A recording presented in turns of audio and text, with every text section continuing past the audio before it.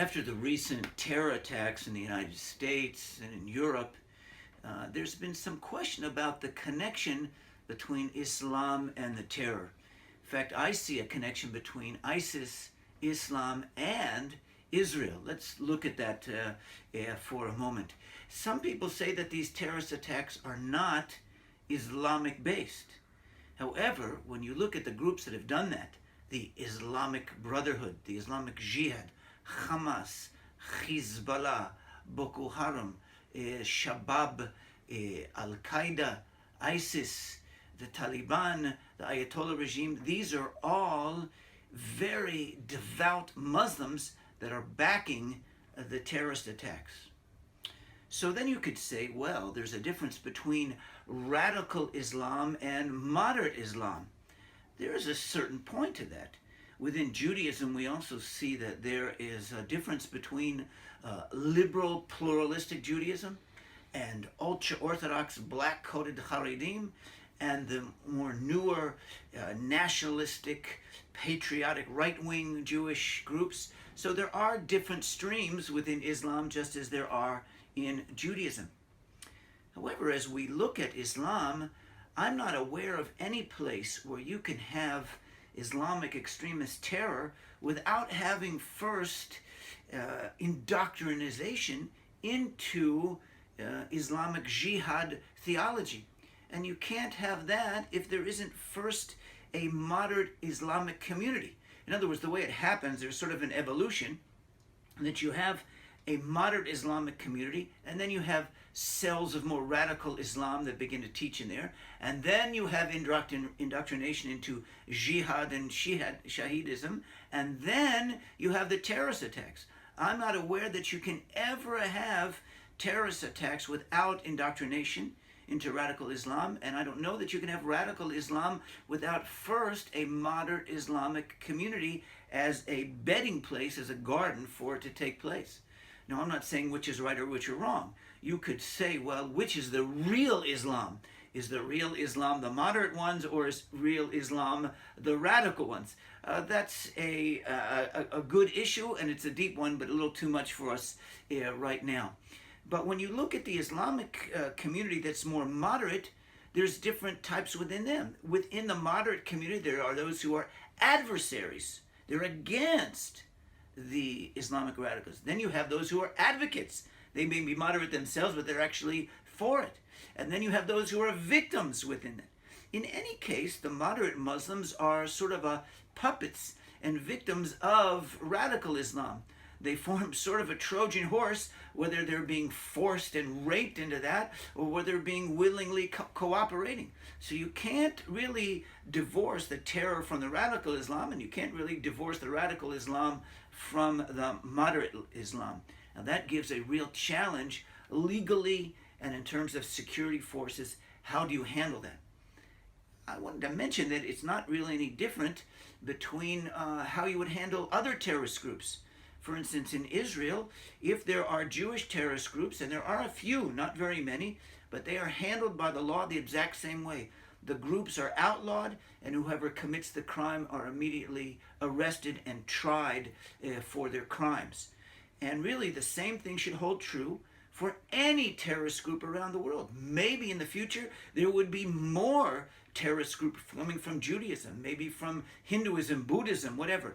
But if you look at it today in our society, if you took the number of terrorist acts that are caused by radical Buddhists, Hindus, liberals, Jews, Christians, I think they would all together maybe get to about 1%, when 99% of the terrorist attacks today are from Islamic extremist groups. Now, in all of these groups where there is an attack, there's also a hatred of Israel.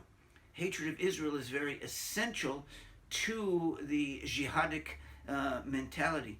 In fact, in the recent attack in California, the man that may have caused it, this man Nicholas, who identified himself as a Messianic Jew, as a lover of Israel and a lover of Jesus, may have been the very one who angered the terrorists there and caused them to do all the killing.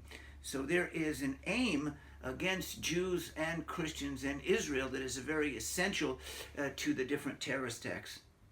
I want to mention that today in Israel, we are still having terrorist attacks every single day. I don't know if people know that. In fact, there's many terrorist attacks every day, but the great majority of them are stopped by the security forces. But even every day, there are some terrorist attacks that get through and people are wounded. Just this week, there was a terrorist attack a few yards from my grandchildren's kindergarten. There was another one at the traffic intersection where one of my children goes home. So we have it around us all the time. It creates a dilemma for the police. In the last video that we sent out, we saw from the news department, you saw that young girl who was trying to make herself a shahidi, a martyr, and the policeman had to kill her. Well, let's make very clear about this. Israeli security policy is that only someone should be killed if they are representing an immediate life endangering situation. If not, they are not to be killed. Now, it's a little difficult to discern sometime. In that last attack, there were two young girls.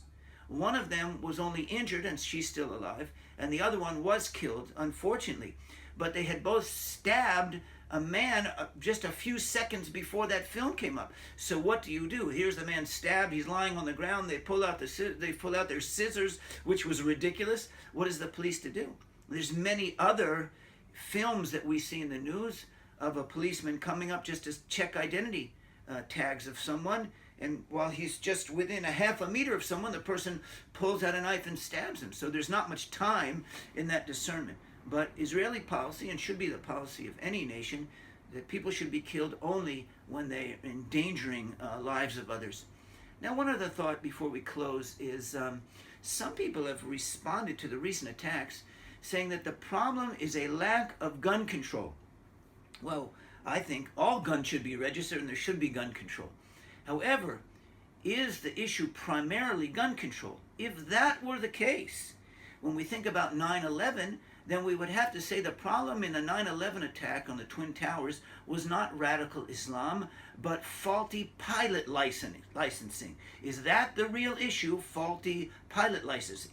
And in the recent terror attacks in Israel here every day, most of the attacks comes from knives. So should we start registering knives? So that it can't really be gun control, because you'd have to compare that to knives and airplanes. Now, we do have to control guns, but we cannot avoid the issue that most of the terrorist attacks today happen because of Islamic extremist indoctrination. And this is the point that we're dealing with, that people are coming to try to be not only jihadists today, but shaheed martyrs. There was one last attack just the same week that a man came and he killed 3 people here in Israel, 3 Israelis. He was a father. He has several children, maybe 4 children, and they captured him alive. And he was heartbroken. Why was he heartbroken? Not because he had killed Israelis. He was heartbroken because the police didn't kill him, because he had come only to be a martyr. Well, this is a little challenging to work through all these issues, and I try to put them together for you in a simple form. But we need to look behind what's happening, the terror, and understand the real roots that was going on. I pray that the Lord would give you and us and all of the people in the politics and the military and the religious field discernment and wisdom on how to handle these difficult issues, the connection between ISIS and Islam and Israel.